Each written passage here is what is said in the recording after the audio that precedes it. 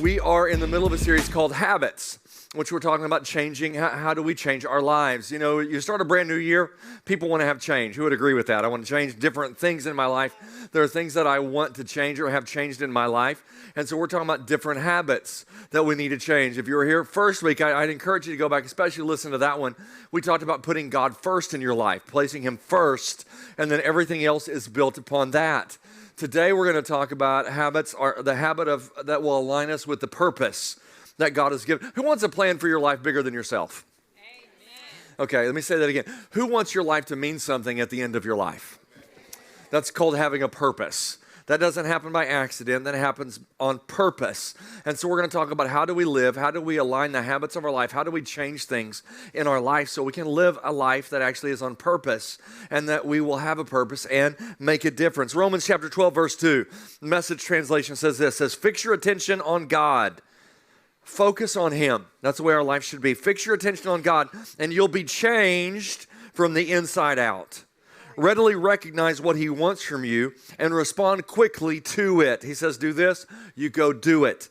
And it says, unlike the culture around you, always dragging you down to its level of immaturity, God brings out the best. God brings the best out of you and develops well-informed maturity in you.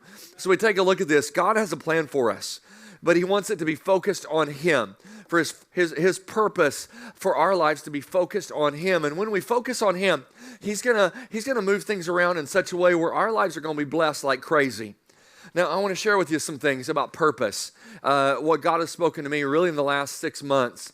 Just had some moments where God really spoke some things and gave some clear direction for me, and I hope it's going to help you with this. And we're talking about purpose. At our church, and I want to say this, look, the place is filling up. Who believes we're going to fill this place up? Whole thing full up twice. I'm praying for a third service too, so these two sections pretty good. Fill them up the rest. Wait, you guys got some work to do. Fill up some more of those chairs. Okay, you're going to get it done? Who over here is going to get it done? Fill up your, okay. Everybody raise your hand. You should have all raised your hand right there. Okay, that's your purpose. So we went on sabbatical. I'd never done this before. For me to unplug has been a very difficult thing for me. And I had some pastor friends of mine said, you need to take off. You need to take some time away and actually get away. Even when we get away and go places, we almost always see people. As a pastor, it's like you work all the time. If I go to the grocery store, I can't tell you how many times I've been at Walmart and had counseling appointments in Walmart. Like you just walk in and somebody's like, hey, Pastor Tom. I'm like, I don't know who you are, but they know me. And so they come up and, all of a sudden they're at Walmart in the produce section. They just throw up all their problems. And so we have a God meeting there at the produce section. It's really cool, but it'll wear you out after a while.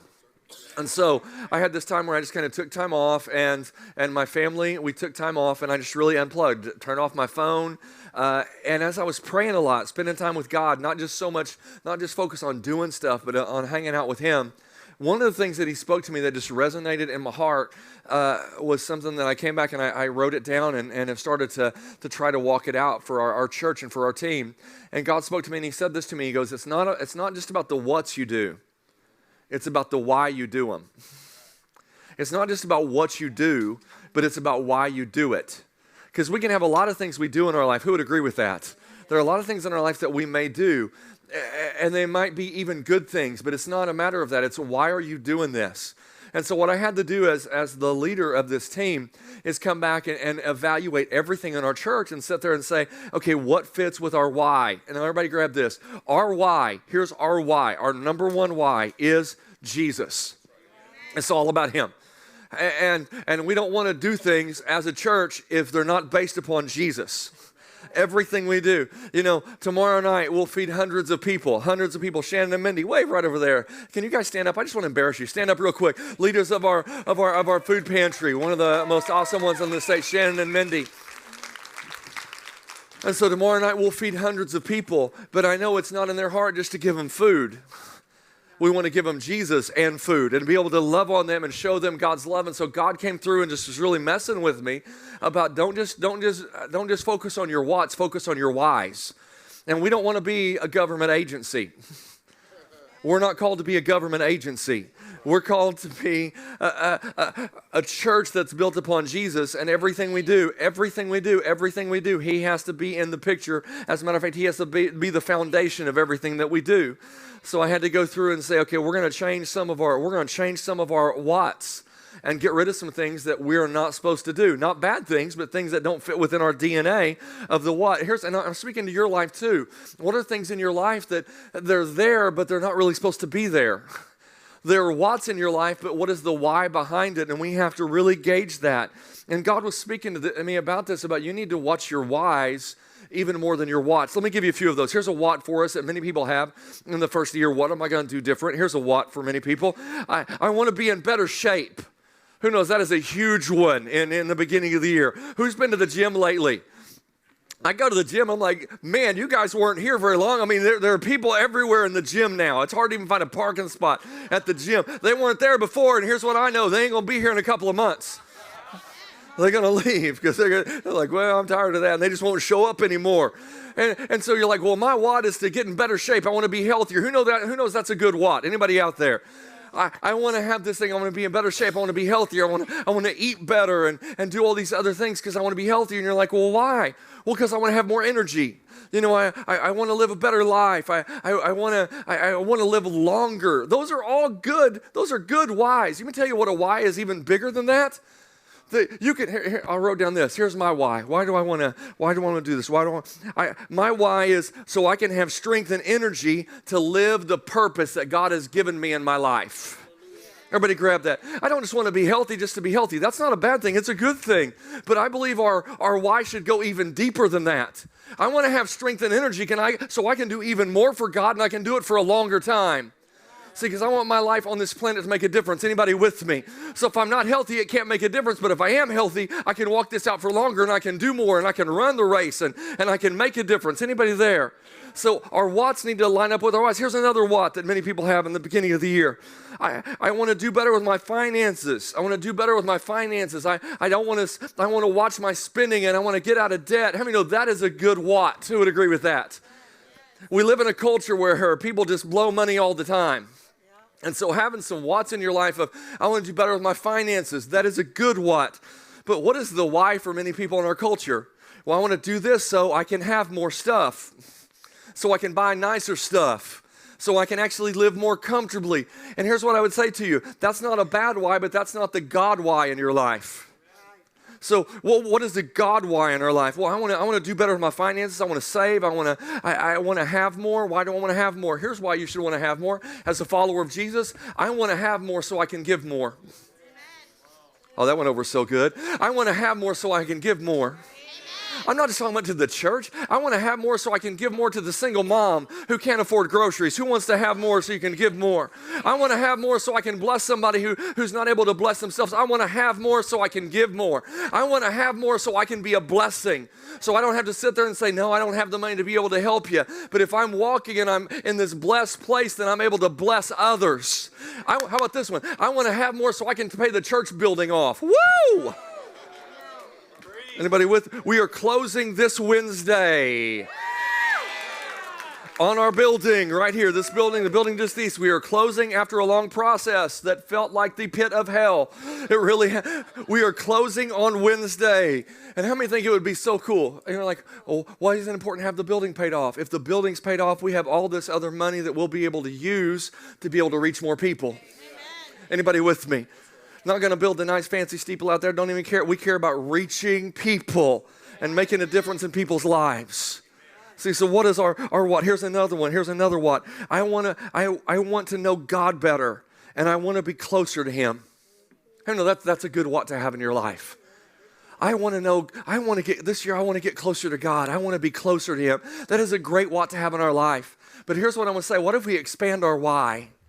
I want to get closer to God, and one of our number one whys is so I can hear His voice, so I can follow Him, so I can have this relationship with Him that's close. I want that. That's a great why. What if we add to that why? Here's what we could add to it. I want to be close to God. I want to be so close to Him that I hear His heartbeat. I want to be so close to Him that I have His heart, because you know what? This life isn't just about me. What if I'm so close to Him that everywhere I go, people see Him in me? What if I'm so close to him that everywhere I go, that God uses me to pray for people, to see miracles happen, to see supernatural things happen? See, then it's not just all about me. See, so many people make their relationship with God all about them. Here's what I would say. That's not your why. That's not where your why ends. If your why ends with, woo, I had a great time in church, and you don't take it out to the world, that is a sucky why. If that's our why didn't when we say, Jesus, come in my heart, he just take us to heaven? Because his purpose is bigger for us. He's like, I left you here so you can fill out your purpose and you can fulfill your purpose and you can change the world. See, what if we start looking at our whats and making sure our whys line up with our whats? Anybody out there with me? I'm going to keep my life aligned with my purpose, and here's why. I'm going to keep my life aligned with my purpose because I have a purpose. If you're taking notes, you can write this down. I have a purpose. See, and some of you in this room, you feel like, well, I don't have a purpose. I don't really know. I'm just kind of bouncing around in life. And here's what I would say. God has a purpose for every person in this room. And you're like, well, my purpose isn't very big, or it's not very, that's a lie. That's a lie the devil's told you. Here's what I would say. Every single person's purpose in this room is equal to the person next to them or anywhere. You're like, well, my purpose isn't as big as yours. You're called to pastor a church. Everyone's purpose is the perfect purpose, and there's not one that's greater than the other. Why? Because God designed them, and we have to all do our purpose together. Do you know why we live in such a dark world? It's because the church and people within the church aren't fulfilling their purpose. Yes. How much light could we bring if we fulfilled our purpose and made a difference in this world? Look in Psalm chapter 139, verse 16. And it says, all the days ordained for me are written in your book before one of them came to be. Before you were born, God had a plan for you. Before you were born, before you took your first breath, God had a purpose for you that he went all the way out to plan. Ephesians 2:10, and it says, for we are God's workmanship. We are his masterpiece, created in Christ Jesus to what? To do good works, to do our purpose, which God prepared in advance for us to do. Every one of us were designed with a purpose to do good works, to make a difference in this world. You're like, well, how do I find my purpose? Here's what I would say. Ask God. God, what is my purpose? And then here's the thing I would say. What is it that makes your heart come alive? What is it that when you see it, you want to do it? What is it that when you see it, maybe you see it and it makes you cry? Whether it's social injustice or you see people that are hurting or all these different things that just moves your heart. You will find your purpose connected to your heart. The thing that you're loved and you're passionate about. You know, at our church, one of the whys that kept coming back to me, and one of the whats is that I was praying last year, and God gave me this vision to own our mile as a church. That we're going to own our mile within a mile every direction from our church. I just consider that our church, and so that's thousands and thousands of people within that mile. And God just said, own your mile, own your mile, own your mile. Kept saying it to me. So we're going to develop an outreach team, which I'm going to head up. And we're going to get a team of people where we're going to come up with plans and ideas how we own our mile. How we're going to go out and say, how are we going to reach these people? How are we going to make a difference? Part of that is our food pantry. Part of that, we have sidewalk trucks we're going to take out in the neighborhood. I want to buy, I've wanted this for a while. Who can believe with me we're going to get this? I want to buy a movie projector and a huge movie screen where we will show movies in our parking lot and be able to invite the whole neighborhood here. And then we'll get up and we'll tell them about Jesus. We'll stop the movie. Right before it gets to the good part, we'll stop the movie. We'll have this plan strategically. Right before it gets there, we're going to stop it and get up and preach. We're going to have people come to know what. See, and it's not just my ideas. We all have a purpose. Who would like to be a part of that outreach team? You think that'd be something I'd like to do? Raise your hand. We're going to have a sign up for you that's coming up where you'll get to sign up and make a difference. See, because I have a purpose. We have a purpose. We're called to live by design, not by default. Most people live their life by default. What do I mean by that? Well, this happened, so I had to get this job, so I had to do that, so I had to do this, so I had to do this. And you let the circumstances of your life determine where you end up. It's time for that to stop. It's time for the design, the purpose that God made you. And what does that mean? It means you're going to have to work to get to that purpose. Your purpose is not I want to say this. Your purpose is greater than your job. Your purpose is greater than what house you live. Your purpose is greater than anything, any of the external circumstances you see. God has a purpose for every person in this room. And we have to live by design and not by default. I have to guard my purpose. You're taking notes, you can write this down. I have to guard my purpose because there's competition for my time and for my attention. Many people, even people who know what their purpose is, don't fulfill their purpose because they get distracted. They get their attention taken off. Distraction can be one of the greatest enemies of purpose. Distraction is one of the greatest enemies of purpose. That when I finally realized, man, I think this is what I'm supposed to do. Now, some of you are like, I don't even know what I'm supposed to do. Here's what I'll say. Everybody look up here. It's going to be brilliant. If you want to find out what you're supposed to do, you mean help you to find that out? Do something. Do something. You're like, well, God, I want you to show me the whole thing. God's like, I'm not going to show you the whole thing. If I showed you the whole plan, you would wet your pants. And then you wouldn't keep going because God's like, my plan's bigger than you can imagine because if my plan's something you can reach, that's not my plan. Anybody got that? That's not my plan because his plan's bigger, so he won't show you the whole plan. Many times he'll just show you the next step or even half a step because it'll scare you. That could even scare you. But you're sitting there and what will God say? God will say, just do something. Do you know how I discovered my purpose? I remember I'm sitting in church. I don't know nothing. I don't know anything about Jesus. They would mention, books in the Bible, turn here. And I'm like, I don't know where here is. And I'd have to go to the front, and find the index to find out where it was. I knew where nothing was. I think I knew where Genesis was. That was it. First book of the Bible. And I'm sitting there, and the pastor got up and goes, hey, we need help down in kids. Who would like to serve in kids? I hated kids. But I wanted to do something. And so I signed up and I served in kids. And then I'm praying and God says, I want you to be a youth pastor. I'm like, I hate teenagers. And God says, this is what I want you to do. And I'm like, well, that sucks. And I said this to God. I said, I'm not doing it. I was in Bible school. I'm going to be a pastor. I filled out my form and I was getting ready to mail it in. And as I went to the post office, God dealt with my heart. I remember I'm there in the middle of the country and I'm walking to the mailbox to put this in there. And God says, that wasn't what I've called you to do. I want you to be a youth pastor. And I remember right there by the side of the road, I got down on my knees and I said, God, if you want me to be a youth pastor, you got to help me to love teenagers. Because I don't want to go to jail. Because I will stab them.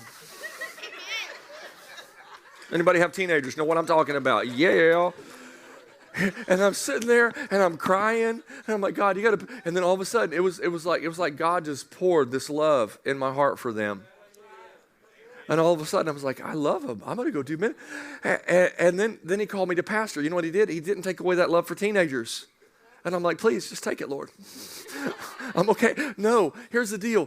Find his purpose.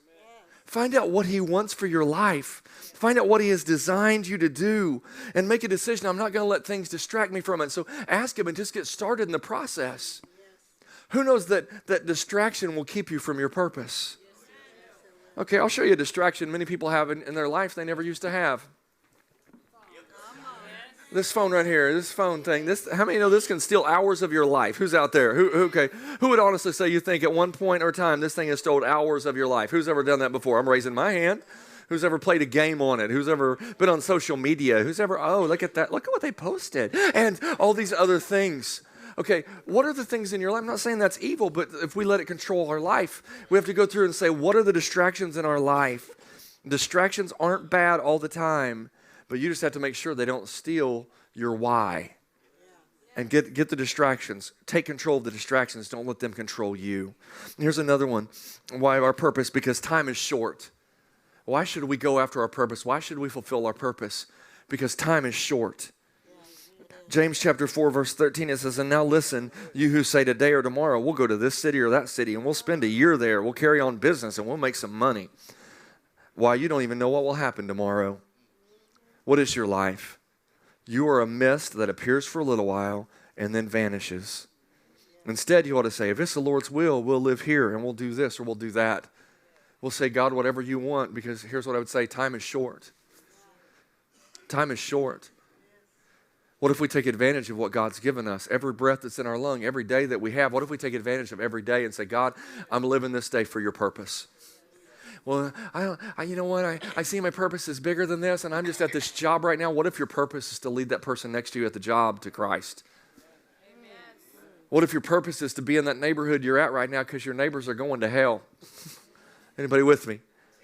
What if you were born into that crazy family that you got because God wants you to be a light to them? Anybody with me?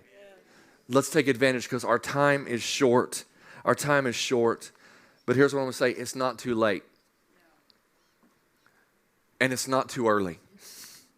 What do I mean by that? No matter how old you are or how young you are, it's not too late.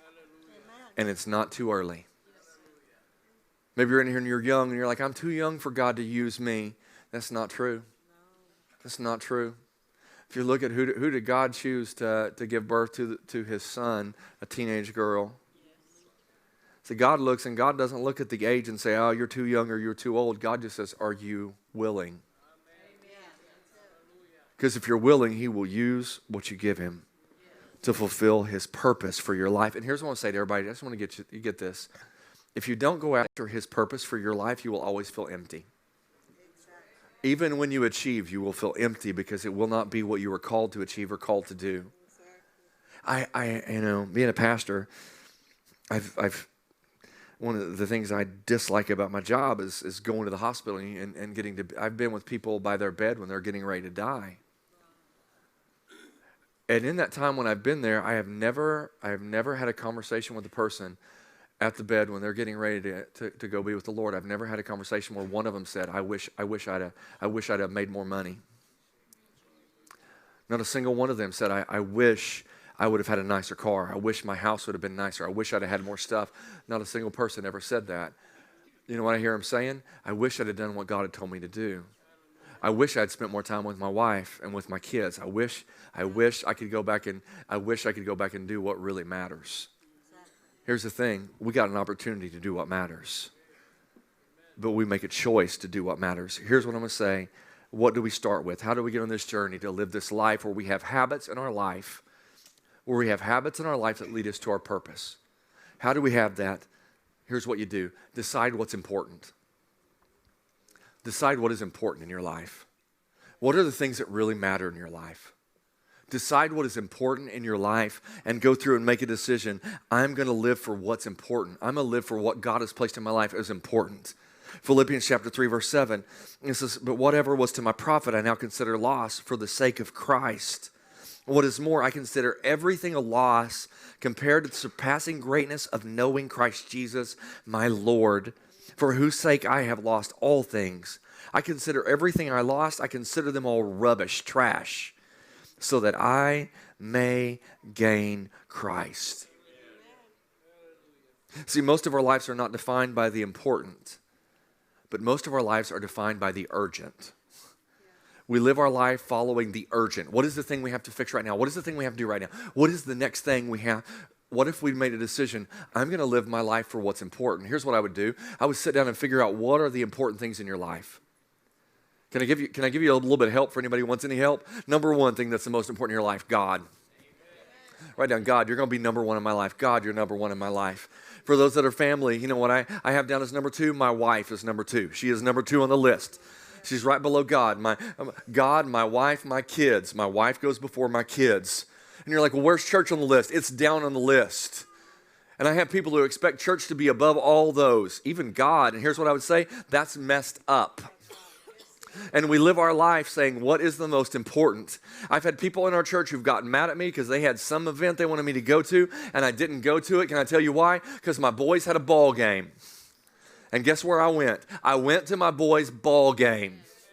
Because in the end, that's my list. Everybody got that? What are the most important things in my life? I don't want my son sitting there and saying, well, my dad loved the church more than he loved me, because that would be wrong. Hello. There we go. Don't let someone else determine what's important in your life. You go to God and say, God, you're number one. What's my number two? What's my number? And make a decision. What are the most important things in your life? And here's what I want to say. Who wants your habits to change so you can fulfill your purpose? You sit down and decide what are the important things in my life. And here's what I'm going to say next. Number two, give time to the important things. Give time to the important things. Oh, God, you're number one in my life, but I'm never going to hang out with you. God, you're number one in my life, but I'm never going to read the word. God, you're number one in my life, and I'm never going to pray. God, you're number one in my life, and I'm never going to worship. God, you're number one in my life. Guess what that is? That's a lie. Because what you value, you give time to. What you value, you give time to. And here's what else I would say. You don't give time to something unless you make a plan to give time to it. So you make this woven into who you are and a part of your life. Psalm chapter 90, verse 12. Teach us to number our days and recognize how few they are, and help us to spend them as we should. I have this down in my notes. If you don't schedule it, it won't happen. Can I tell you something? Okay, all of us are wired different. A lot of us are wired different, and so here's what I found. Here's what helps me. It may not help you. This phone can actually be a good thing sometimes. I mean, it can be something that distracts us, but on this phone I have an app called Things. And you know what it does? I sit there and I'll type down the things that I need to do for that day or for that week, and I sit down and I type down the thing. Like I type on my things to do. Number 1, spend time with God. And I'm sitting there, that is on my list of what I'm going to do. Number 2, I do all these other things. And here's what I found. If I don't put it, for me, the way it works, if I don't put it down, it doesn't happen. If I don't make a decision, if I don't schedule it, if I don't schedule a day with my wife, it doesn't happen. If I don't schedule a trip, it doesn't happen by accident. We make a decision to get there. Who wants your purpose to matter? Who wants your purpose to, then we make a decision. I'm going to do whatever it takes. Well, you know what? I don't know if I want to get up on Sunday. Set your alarm. Set your alarm and make a decision. I had somebody say, well, I was gonna come to church last week, but I just didn't wake up. You know what I did? I grabbed their kid. I grabbed their 4-year-old. And I said, next Sunday, go hit your mom in the head at like 8 a.m. and wake her up. You just go shake her and whatever you have to do. I'm going to pay the 4-year-old to do that. But give time to what's important. Here's the next one. Eliminate the non-important things. What are the things in your life that really aren't that important? Get rid of them. Start deleting apps off your phone that aren't important. Go through your life and say, okay, here's what you do. Okay, well, this is a good thing that I do. Many people do good things, but the good things keep them from the great things. If I give my time to something that's good, then I'm missing the something that's great. And so here's what I've learned as a leader, is that we have to get rid of the good things so we can do the great. And if I say yes to the things I shouldn't do, I'll never be able to say yes to the things I'm supposed to do. So start eliminating. What are the things in your life that you don't need there? What are the things in your life you don't have to have there? And start eliminating those things. Hebrews chapter 12, verse 1, let us throw off everything that hinders and the sin that easily entangles us. And look at this. And let us run with perseverance the race marked out, our purpose marked out for us.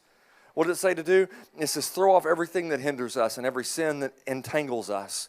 Get rid of the stuff in your life that doesn't need to be there so you can live the life you're called to live. Make a decision, I'm getting rid of it. This is not going to be there anymore. Okay. Who wants to eat better? I remember my wife went on this journey. She goes, I want us to eat better. I want to eat better. I want to eat better. You know what she did? First thing she did? She went into our cabinet and she threw away my Cocoa Puffs and my Fruit Loops. It wasn't good. She goes, you want to eat better? I'm like, yeah. She goes, well, you can't have this there. And I'm like, why can't I just have it there? She goes, if you have it there, you'll eat it. And I'm like, well, yeah. But you want to change? Yeah. Then you can't have that there. Yeah, but I want it there. But you can't have it there if you really want to change. Anybody there? What are things in your cabinets you need to throw out? Get rid of them right now. What are the things in your life that don't need to be there? Eliminate the things that don't matter for the things that do. Here's the last one. We're going to close with this. Regularly take inventory. Okay, I go through and I make changes. And I'm like, okay, this is going to change. I'm going to make sure I fulfill my purpose. And all of you should have gotten one of these cards. All of you should have gotten one of these cards, a serve card. Who got one of those? If you didn't, they're out at the info table out there. And next week, guess what we're having next week? We're having a party. Like our fast ends on a Saturday. That's the last day of the fast. Sunday, we're going to incredible pizza. Pizza, food. We're going to go eat. I'm going to eat a lot. And so, but we're also going to have a party. It's going to be a fun time for anyone who serves anywhere. Here's what I would say. Take an inventory. Where do you need to be? What is your purpose that you need to start serving and being a part of others' lives and pouring into others? And you go through and you regularly take an inventory, because here's what will happen. You may start off on this journey, like we said, I'm going to go to the gym, but then I quit. What do? I get back on track. You regularly take an inventory to make sure the things that aren't supposed to be there stay out. And you watch it over and over and over again. Psalm chapter 39, verse 4. It says, Lord, remind me how brief my time on this earth will be. Remind me that my days are numbered and that my life is fleeing away. My life is no longer than the width of the hand. An entire lifetime is just a moment to you. So here's what I want to do. Anybody with me? Why don't we not waste a day, a week, a month, a year? And why don't we go through and say, I want my life to count. I want to live out my purpose. You're not just on this earth. I want to say this. You're not just on this earth as an accident. Maybe your parents told you were an accident. You weren't an accident. You were the plan of God with a purpose that God has for you. And what are we called to do? We're called to walk out our purpose. But everybody, you will not walk out your purpose unless you work. Unless you get on that path and you do everything you're supposed to do. At the end of your life, you'll be sitting there, well, I wish I'd have done this. Let's not live life like that. Some of you are looking back and say, well, I haven't done this. I feel so horrible. Let's move past the past and let's live right now. And let's let our life be on purpose. Who's with me? Everybody close your eyes all around the room. I'm going to ask a question right now.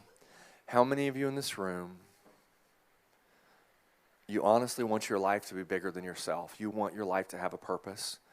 You want your life to have a meaning. You want your life to make a difference, not just in your life or even in your children's lives. You want your life to make a difference in people all around the world and people right around. How many of you want your life to have purpose and make a difference? Lift up your hands all around the room. I mean, honestly, you do. You say, I want my life to have a purpose. I want it to make a difference, okay? Put your hands down all around the room, still looking at your hearts. It starts life on purpose, on God's purpose, which is what will leave your heart happy and full and not empty. Life on God's purpose starts by knowing Him. How do I find out my purpose that God has for me? I connect with Him. And then, just like you do with a computer device, and He downloads those things into you because you're connected to Him. He'll give you that plan, and He'll give you that purpose, and He'll give you the desires of your heart. As your heart is delighting in Him, that means your heart's soft and says, God, whatever you want, that's what I'll do. And our heart is soft when our heart's in a relationship with Him. And if you're here today and you say, Tom, my heart, my life isn't right with God. I feel empty on the inside. I don't feel like I'm fulfilling my purpose. I just feel like I'm going through life and I want my life to mean more and I want my life to make a difference. You get that purpose by connecting and surrendering to the one who has the purpose and wants to put it in your heart right now. All across the room right now, while you're praying, if you say, Tom, I'm looking at my life and my heart is not right with God. Maybe it never has been. Maybe it was, but I've fallen away. Maybe I've gotten distracted. And today, I want to get refocused. And I want my heart and my life and my purpose and my everything to be focused on Him. And today, I'm willing to surrender and say, God, let your purpose be my purpose. All across the room, you say, Tom, my heart and my life isn't right, but I want it to be. Pray for me. If that's you right now, all around the room, lift up your hand. Lift Him up high. Look up here as you lift Him up. God bless you, and God bless you, and God bless you, and yeah. God bless you, and God bless you. Yes, and you, and you, and you, and you, and you, and you. Man, all across the room. God's purpose is greater than you could ever imagine. God bless you, and you right over there. Anybody else? You say, that's me. One more second. Right over there. Yes.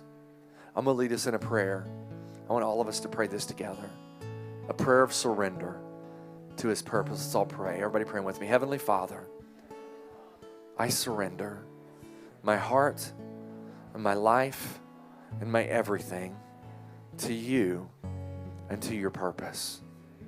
Thank you, Jesus, for loving me so much that you died for me. And right now, I make the decision to live for you. My life is yours. In Jesus' name.